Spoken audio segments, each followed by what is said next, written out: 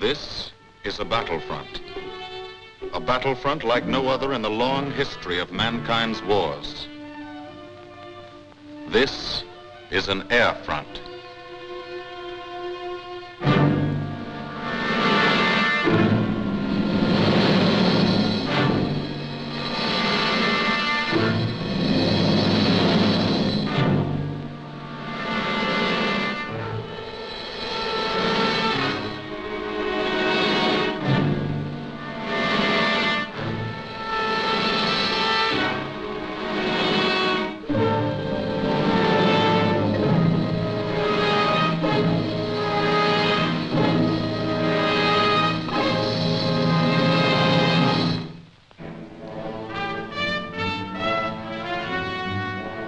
The working day begins, as it will end, with the ground crews, as much a part of the fortress as her wings. If you're a mechanic, you've got your own bomber. You get attached to it. But you know when your ship goes out on a mission, you may never see it again. So you do your work as well as it can be done, perfectly, because you wouldn't want anything to go wrong that would be your fault.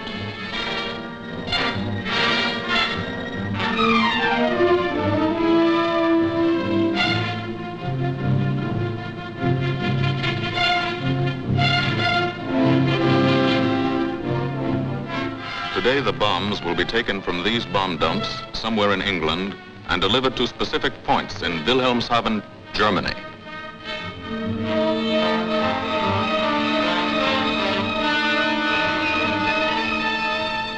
To deliver them is the job of the 8th Bomber Command, just a hauling job, yet one of the most difficult and complicated of military operations.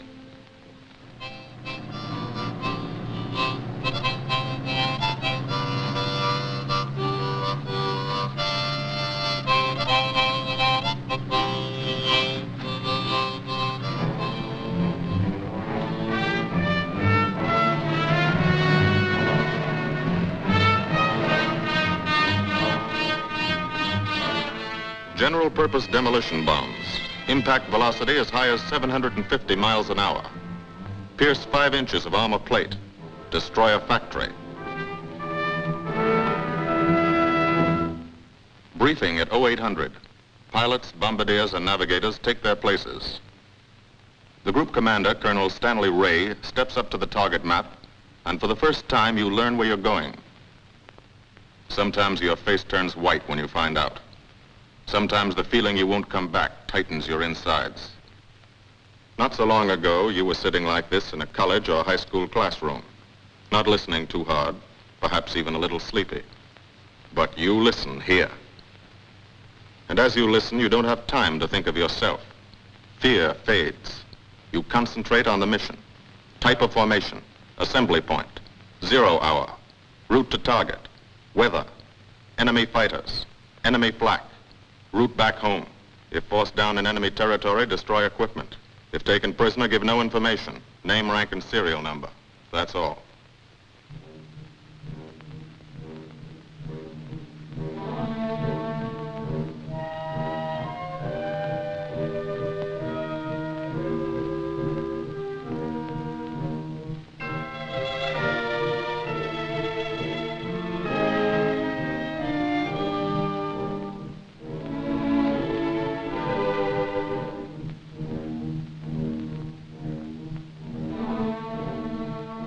These are the passengers with one-way tickets. And this is the crew of the Memphis Belle, 324th Squadron, 91st Heavy Bombardment Group.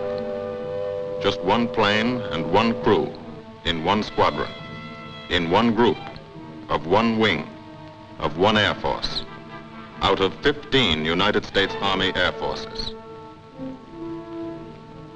Well, fellas, we've never had an easy ride over there yet. And today won't be any different. No escort except unfriendly. So keep your eyes peeled. Don't get excited and yell when you're talking on the intercom. Save your ammunition and make your shots count. And let me know what goes on back there, Quinlan. Yes, sir. Stay on the ball, gang, and she'll bring us back like she's always done. Okay? Let's go.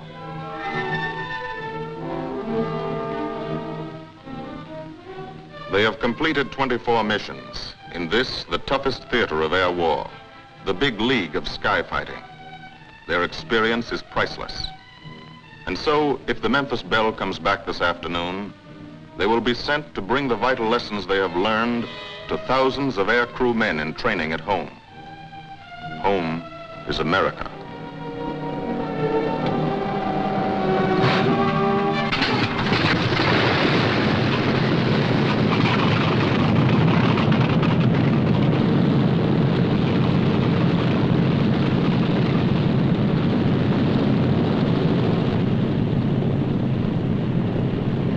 This is a battlefront, like no other in this or any war. No monster armies, no booming cannon. Only the roaring engine sound of the bombers pounding through the quiet English countryside. This is an air front.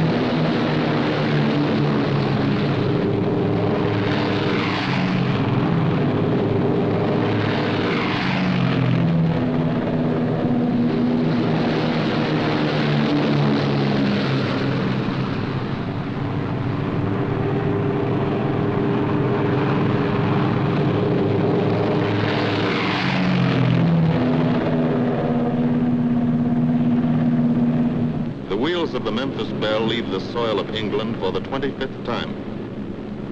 The friendly soil of England, with its ordered farms and rural hamlets, its country estates surrounded by formal gardens and well-kept parks.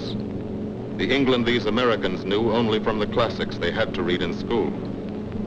The England of the towns and cities, whose people have defended their island's freedom for over 1,000 years.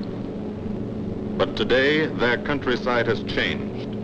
Today, their island has been converted into a gigantic bomber field, a super aircraft carrier anchored off the shores of Fortress Europe, with hangars and machine shops, with hundreds of dispersal points, perimeter tracks, and concrete runways. This is England in its 5th year of war.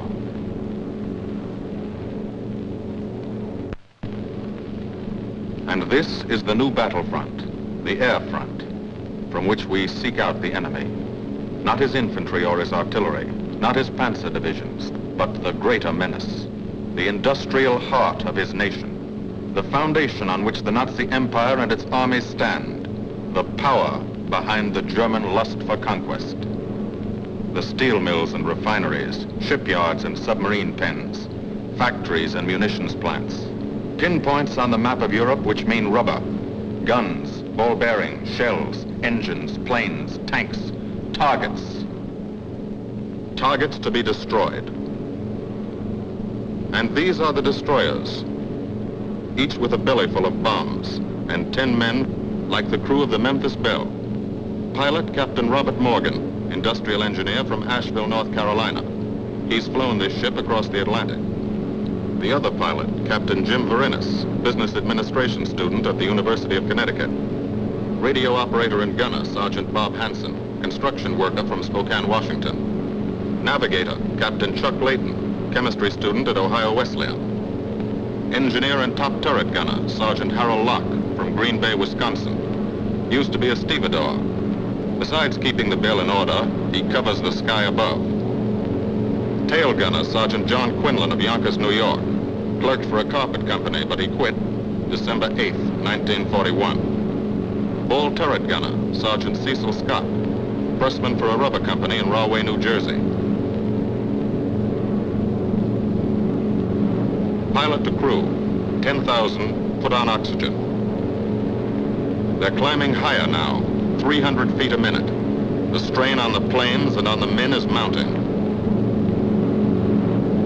The rest of the crew, Bombardier Captain Vincent Evans, operated a fleet of trucks in Fort Worth, Texas. Waist gunners, on the right, Sergeant Bill Winchell, chemist for a paint company in Chicago. And on the left, Sergeant Tony Nastal, used to repair washing machines in Detroit when he was a kid. Now he's 19 and has 2 Nazi fighters, confirmed.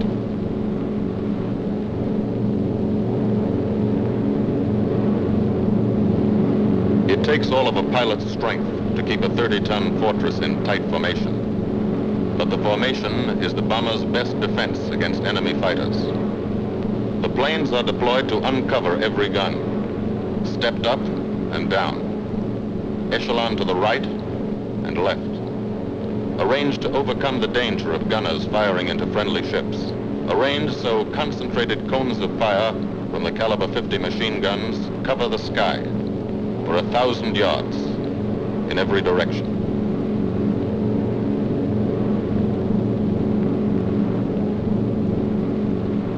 The friendly coast of England slips by below. It doesn't look like much now, but in a few hours when you come back, if you come back, this will be the most beautiful view in the world. Higher and higher, climbing to reach your best operational altitude, 25,000 feet, 5 miles straight up. So high you can't be seen from the ground with the naked eye. So high that after 1 minute without oxygen, you lose consciousness. After 20 minutes, you're dead.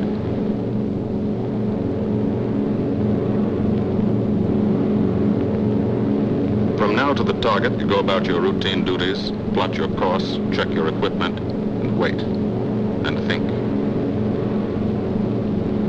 Higher and colder. Temperature, 40 degrees, below zero. Take off your glove and you lose some fingers. You look out at the strange world beyond, reflections in plexiglass, like nothing you ever saw before, outside of a dream.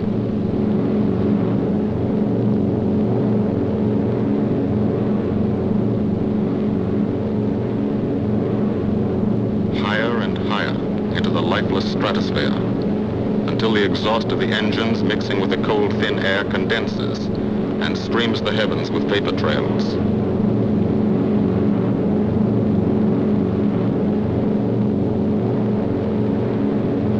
To the men in the ships, they're far from beautiful, for they point like beckoning fingers to the formation, signposts in the sky for the enemy to spot us.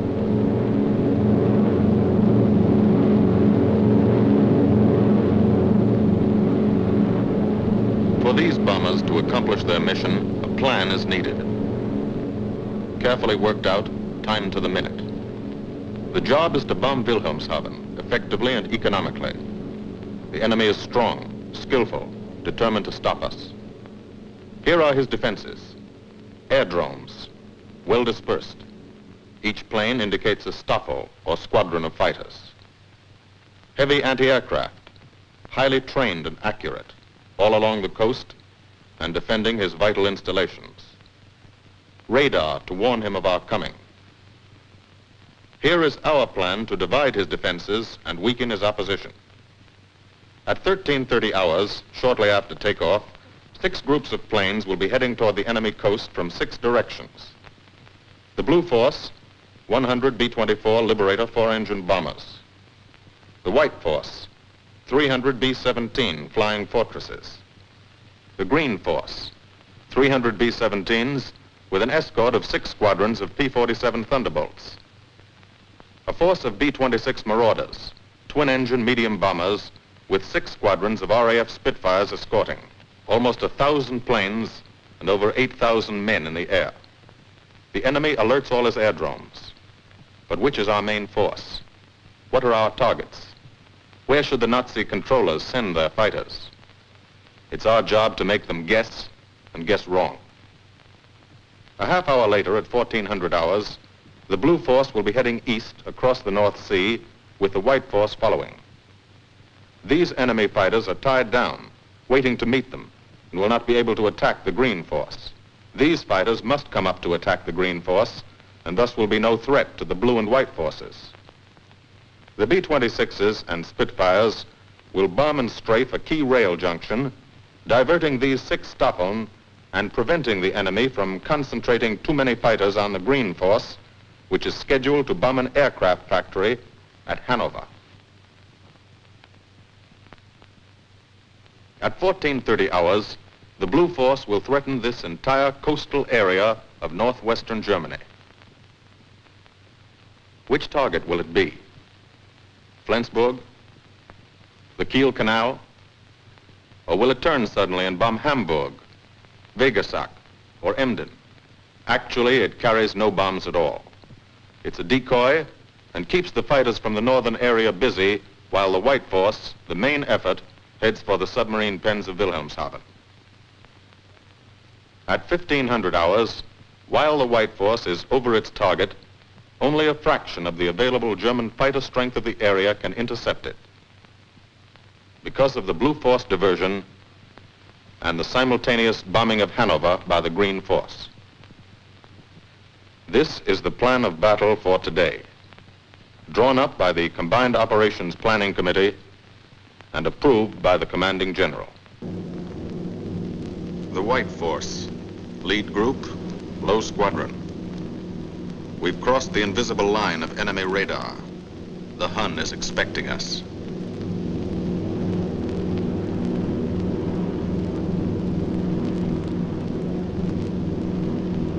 Steel helmets go on. Watchful eyes strain. Tight formations are held tighter still. Tense gunners more alert because here it comes. The enemy coast. From up here, it looks the same as any other. Houses, roads, green fields, factories, waterways. But they are the houses and fields of those who invade and oppress. They are the factories and roads of the people who twice in one generation have flooded the world with suffering. Suffering in such quantity as the history of the human race has never known. Brought torment and anguish into countless American homes. Gold stars and telegrams from the War Department.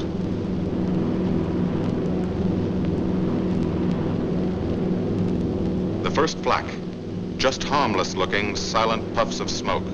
Only each puff is a shell exploding, throwing shrapnel around the sky. Exactly the range, accurate flak by radio prediction. 5 miles down, Nazi anti-aircraft batteries have calculated the altitude, speed, and course. Where will the next one hit? You try not to be there.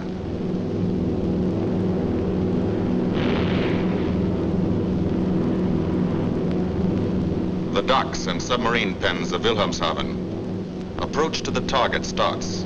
No smoke screen can protect it.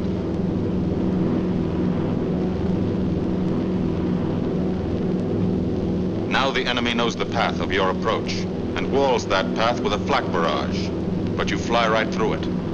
Flak so thick you can get out and walk on it.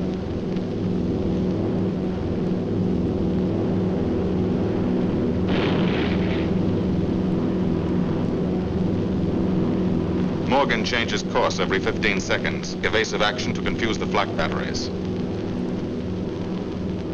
Bomb sights set for correct altitude and speed. Bomb bay doors open. The bombing run begins. Pilot to Bombardier. Okay, Vin, you've got it. Now Evans flies the Memphis Belle, controlling it through the bomb sight. And now we are most vulnerable.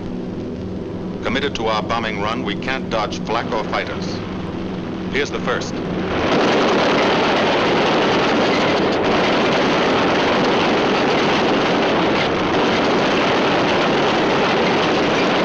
Top turret fires at it.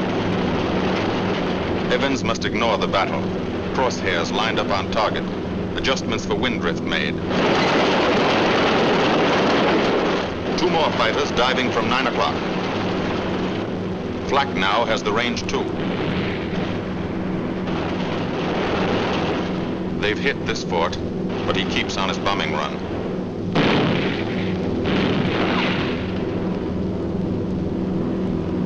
As lead bombardier, Evans's aim must be good. Every other ship in the group will drop its bombs when he drops his. Now, one pointer on the bomb site moves toward another stationary pointer. The instant they touch, bombs will release.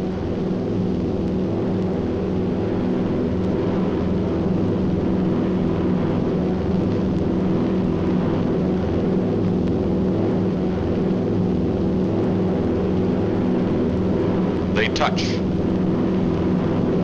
Bombs away.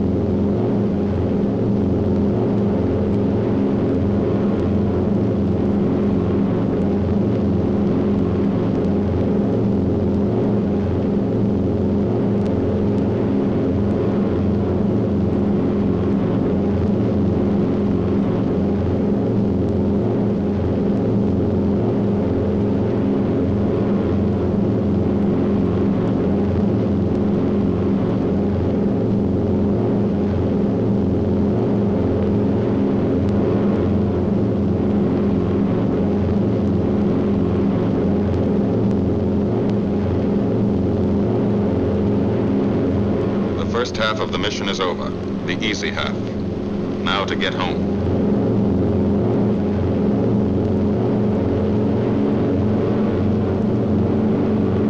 The flak stops. That means fighters out there somewhere. A staffer lurking behind that cloud, or hiding up in the sun where the glare blinds you, and you can't see them, waiting to dive down on you. Fighters at 6 o'clock.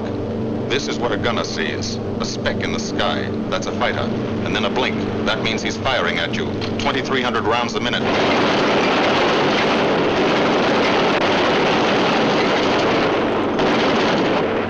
In a running battle, one of the most important instruments is the interphone. There's 4 of them, 1 o'clock high. They're coming around. Watch.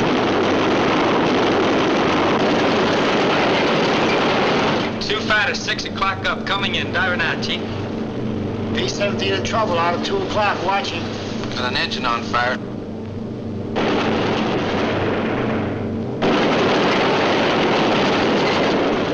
There's 2 more diving through the 94th. 3 planes, 9 o'clock, coming around. Keep your eye on them, boys.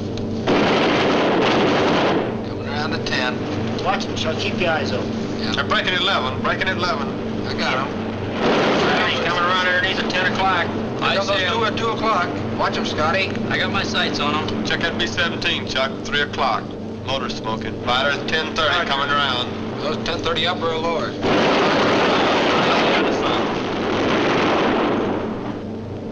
B-17 out of control at 3 o'clock.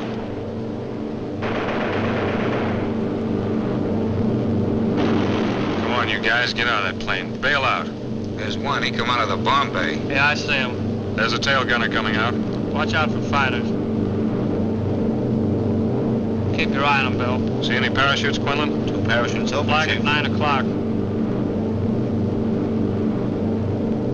8 men still in that B-17. Come on, the rest of you Christ's sake, guys. Get out of there. Come on, Bill. It's on fire. There's 3 more shoots. Flak, 11 o'clock. Fighters, 6 o'clock. ME-109 at 3 o'clock. Keep after him, Mitchell. I see him.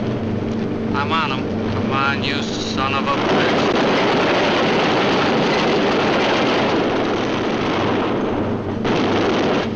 I got him. Quinlan, confirm that fighter. He got him, Chief. Look, he's bailing out. Damn it, don't yell on that intercom. Fighters, 10 o'clock. Watch those 2 and 12, Vin. They're coming in. They're coming in, Scotty. Get that ball turret on him. Save the ammunition as much as possible.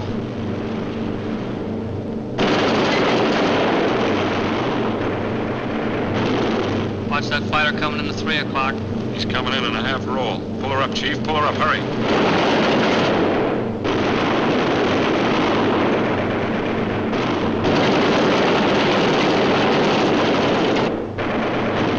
This fortress is hurt. Engine on fire, losing airspeed and altitude, drifting into the flak, alone and helpless, a straggler. In a minute, Nazi fighters will swarm in like buzzards for the kill. You can watch, but you can't go down to help. You keep your formation.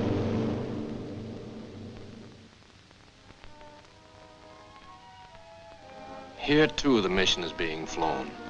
None the less real for being in the minds and hearts of these men behind. Ask anybody who's been to a field in England or anywhere else our bombers are based, and he'll tell you that there's drama here, too, waiting to see who's coming back.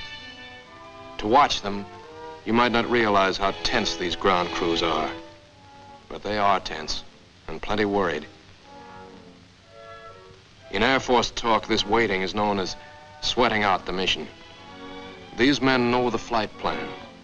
Their watches told them when the bombers were running into enemy flak, when they were over the target, when they left the enemy coast. And now their watches tell them the bombers should be nearing the field.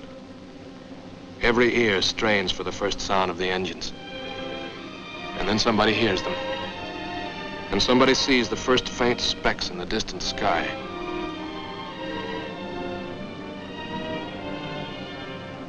Every face turns to see and count. The watchers try to read the numbers on the ships. These planes have priority to land first. The colored flares mean wounded aboard. In the hospital window, these watching men know what that means. They know what it feels like to lie on a bouncing fortress floor for hundreds of miles through the frozen stratosphere in great pain, with the other men in your crew fighting to keep you alive until they hit the field. The field. Home. It'll be okay then, because there'll be medical care, the best, as soon as the wheels of your plane stop rolling.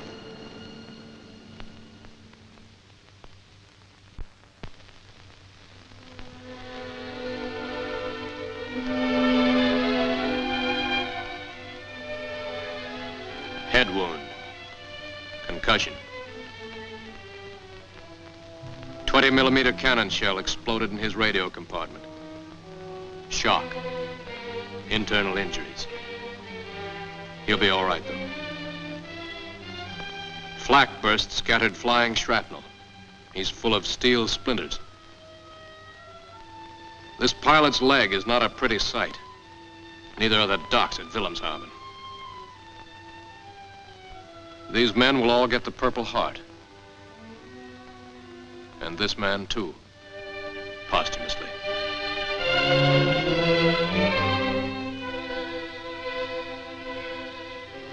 A transfusion right in the plane. This gunner's too weak to be moved. The new life-giving blood flowing into his veins might be the blood of a high school girl in Des Moines, a miner in Alabama, a movie star in Hollywood, or it might be your blood. Whose ever it is, thanks. 36 planes left this field this morning. Now 6 more arrive. That makes 20 home. And this one's 21. More wounded aboard.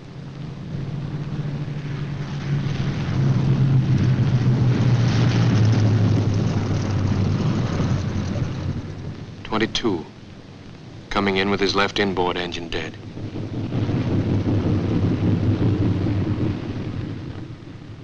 .23, with a feathered prop on his left outboard engine. .24, Southern Comfort, with a chunk of tail gone.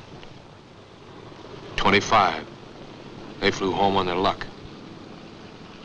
.26, Not a scratch. The control tower learns that 2 more landed at a British field to the south. 1 a crash landing, crew safe. That makes 28. 29. A rough landing, but her pilot's badly hurt. It's a wonder he brought her back at all. 29 planes back, so far. 29 out of 36. Our losses were heavy, but the enemy's were far heavier. We destroyed a German aircraft factory, a rail junction, submarine pens, docks, and harbor installations. That's specific, known damage.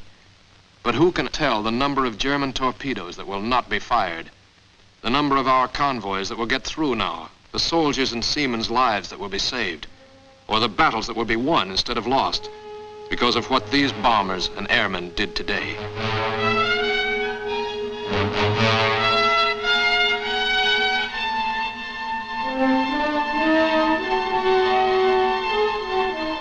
Pilot and tail gunner. They can laugh now. Fire on the inboard engine did this. Flames streaked back and burned the stabilizer, too. Another crew luck brought back.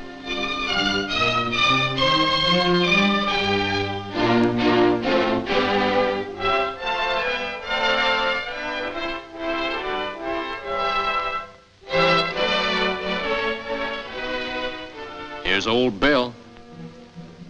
A pretty good airplane when it took off. Lost its nose, lost its navigator, bombardier wounded, top turret gunner and pilot hit. Hydraulic system shot out, no brakes, no flaps.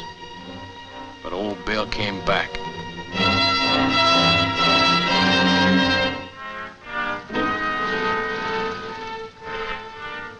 Now, among the returned crew members, talk flows like a river, talking out every detail of the mission.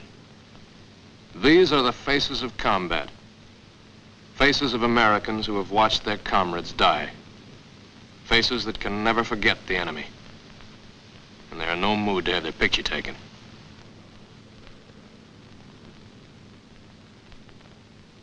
In the control tower, Colonel Ray, the group CO, is still watching and waiting. And then he spots the last flight. 3 more planes. And one of them is the ship everyone has been pulling for. The Memphis Belle. The last few miles of this trip have been a joyride. The strain is over. They can leave their guns now. Now they know they're going to go home. To Spokane, Green Bay, Asheville, Detroit, Chicago, Fort Worth, and Yonkers.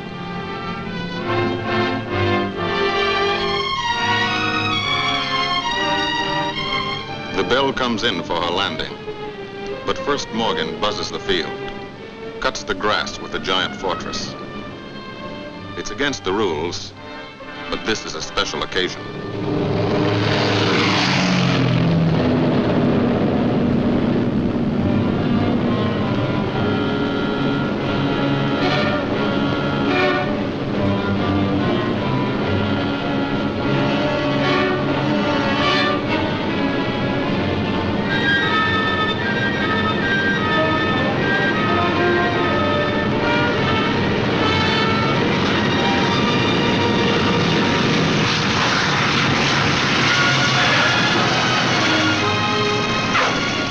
Of the Memphis Belle come back to the soil of England for the 25th time.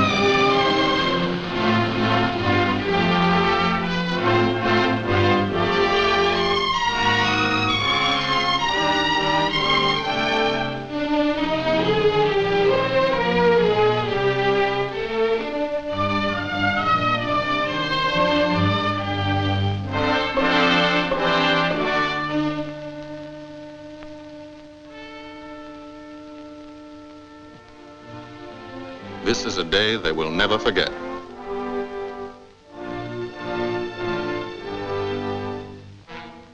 Another great day soon after, Brigadier General Hansel visited the field and presented the Distinguished Flying Cross to every member of the crew.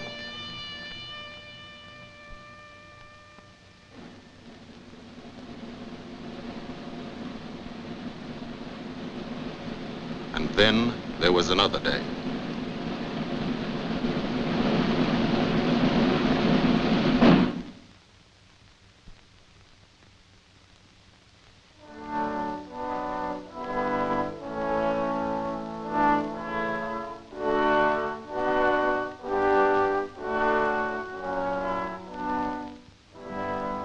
Their Majesties, the King and Queen of England.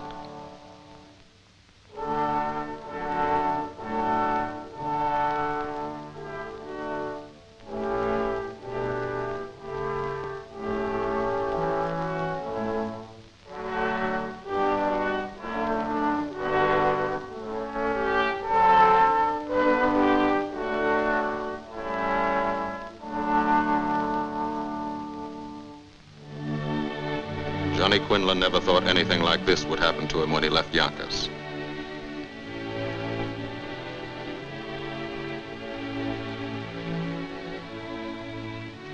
The ground crew were a little self-conscious about being dressed in fatigues, but the Queen thought they were very nice.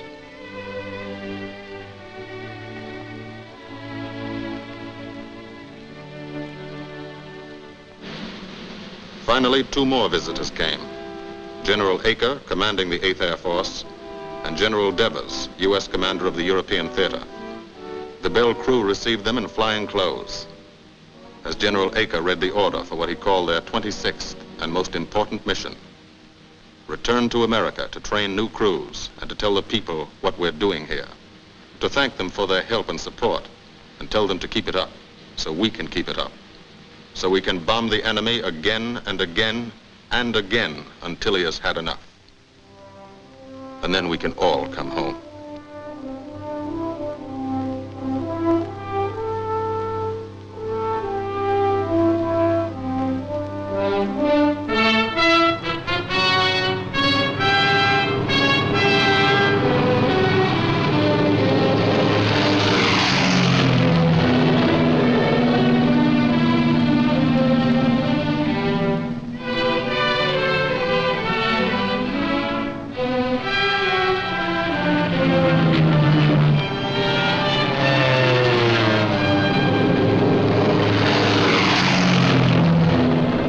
The men of the 8th Air Force, who are now flying deep into Germany, bringing destruction to targets almost 1,000 miles from their bases.